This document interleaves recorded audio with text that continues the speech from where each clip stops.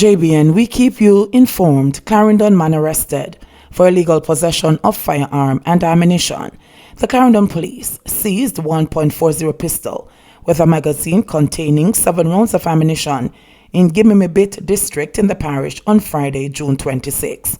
Reports from the Maypen police are that about 9:15 a.m., lawmen were on patrol in the area when a man was seen acting in a manner that aroused their suspicion. He was accosted and searched, and the firearm and ammunition were taken from his backpack. The man was arrested and taken into custody pending criminal charges.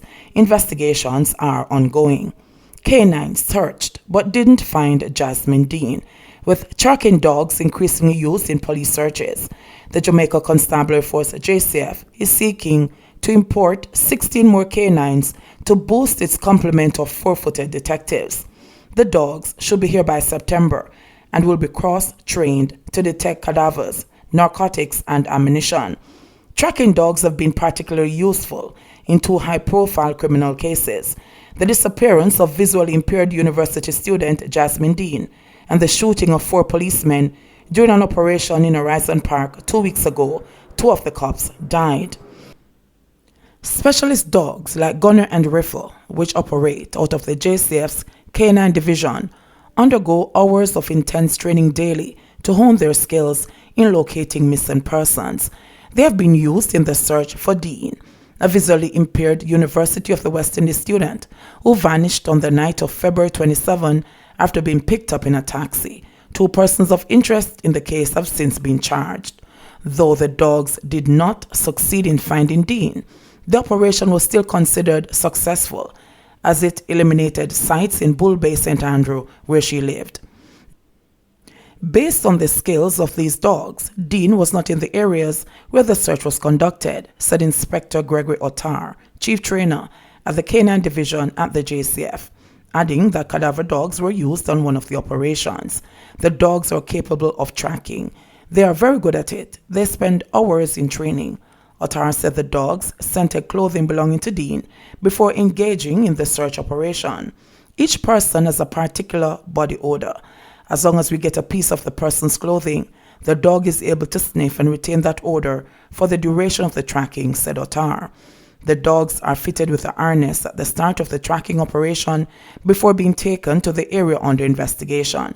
The dogs are placed in a sitting position and given clothing belonging to the missing person.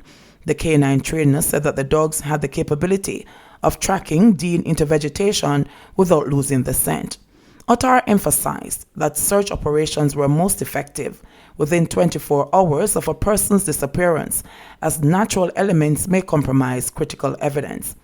If there's no rain or dew, the dog will be able to track the scent, he pointed out, adding that the heat could also cause evidence to disappear. Gunners and Riffles' most recent operation was on the crime scene of the 2 police officers who were killed in Horizon Park, Spanish Town on June 12. The dogs were able to detect the escape route of Damian Hamilton, the suspect, who was responsible for the grisly killings. Hamilton was killed by the police later that day. Manchester man charged with illegal possession of firearm and ammunition. The Manchester police have charged 23-year-old Kerry Simpson, otherwise called Alex Scott, a farmer of Prospect District in the parish, with illegal possession of firearm and ammunition. The police report that a team was on an operation in Prospect District when a premises was searched and the firearm, a .38 revolver containing 4.38 rounds of ammunition, was seized. Simpson was subsequently arrested and charged. He is scheduled to appear before the court on Wednesday, July 1. Gag order imposed in case of soldier who allegedly shot cop in Portmore Love Triangle. A judge yesterday ordered that details about the case of the Jamaica Defence Force JDF soldier who reportedly shot a policeman he caught in his home in a compromising position with his wife should not be shared with the media. The gag order was imposed on prosecutors, defense attorney, and court staff yesterday when the soldier, identified as Corporal Omar Williams, made his first appearance in the gun court in downtown Kingston. The judge reportedly warned that breaching the order could result in contempt of court proceedings. Gun court cases are closed to the public. Williams is facing charges of illegal possession of firearm, 2 counts of assault, occasioning actual bodily harm, wounding with intent, and assault. The charges are based on a ruling by the Office of the Director of Public Prosecutions earlier this month. Williams has been offered bail, but details of the conditions have not been disclosed. It is alleged that a police constable who is attached to the St. Catherine South Proactive Investigations Unit was gun-butted and shot in the region of his left shoulder by a JDF corporal who had returned to his home to find the cop and his wife in a compromising position. It is reported that the policeman, in a bid to escape the rage of the army man, ran through the back door in the nude, leaving behind his service pistol. He was later assisted to the Spanish Town Hospital by a passing motorist, where he was treated and released. St. Elizabeth teen hailed as hero after rescuing elderly man from fire. A teen from the Kilmarnock district in St. Elizabeth is being hailed as a hero after running into a burning building to rescue an elderly man with a physical disability. The youngster is 18-year-old Aldain Daley, who last month ran into the burning home of Vernon Sewell, an 86-year-old retired farmer, after the senior citizen reportedly left his gas stove on by accident.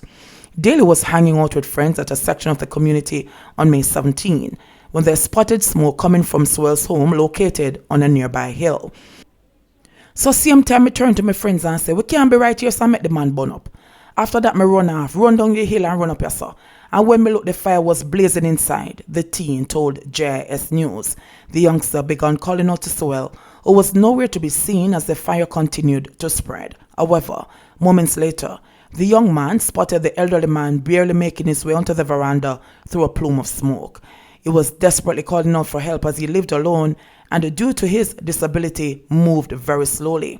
So I run up the stairs and reach the veranda. One blockage is there, and me have to kick it away. And I called to him and it was like him couldn't come. So I go there and I try to lead him and he still couldn't move. So I end up having to lift him up in my hands and carry him go out on the step, Daley explained. It was at this point 2 of Daley's friends arrived on the scene to render some assistance. While working together, they brought Sewell down from the hill and away from the fire that by then had engulfed the building. A crowd soon began to converge at the scene and emergency services were called for help. Sewell reportedly sustained minor burns across 20% of his body, to include his face. He was transported to the Black River Hospital, where he currently remains in stable condition. He would have not be alive today from my observation. If we were like 3 or 4 minutes late, he would have burned up. But luckily him get safe, and I'm glad that nothing severe no do him, Daley said. Fire personnel at the Santa Cruz fire station had responded to the call in the community and managed to put out the blaze that caused an estimated loss of $700,000. A past student of the Black River High School in the parish, Daley spends most of his days in the community farming, as well as performing other odd jobs. His dream, however, is to one day become a soldier, and he yearns for the opportunity. Joviality, not a lack of empathy, says Chuck, after sexual harassment backlash. Minister of Justice Delroy Chuck has responded to backlash he has been receiving over comments he made during a joint select committee meeting examining the draft sexual harassment bill. During his presentation, Chuck said, "We don't want the situation that now happens in the #MeToo movement in the US, where 30 years later, you talk about I was harassed in the elevator." The minister chuckled before going on to add, "If you don't complain within 12 months, please cut it out." Social media users were quick to point out the insensitive nature of his statement, which the minister has sought to clarify. In a series of tweets, the minister said, "If persons interpret my joviality as a lack of empathy, it was not meant and never intended to undermine the severity of the matter at hand. I do appreciate that sexual harassment is a serious and traumatic subject. As Minister of Justice, I do take my role seriously to ensure lawmakers give the issues their full attention and consideration," he commented. Among the backlash from members of the public, there have been calls for Chuck's removal from the Andrew Holness-led cabinet. One person on Twitter said, "Delroy Chuck needs to be removed as Justice Minister. There are some things we do not joke about, and #sexual harassment is one of them. What kind of messages is he sending to the victims who are afraid to come forward?" Delroy Chuck just made a joke involving a woman being harassed in the elevator, Pon TV, it no sit right with me, tweeted someone else.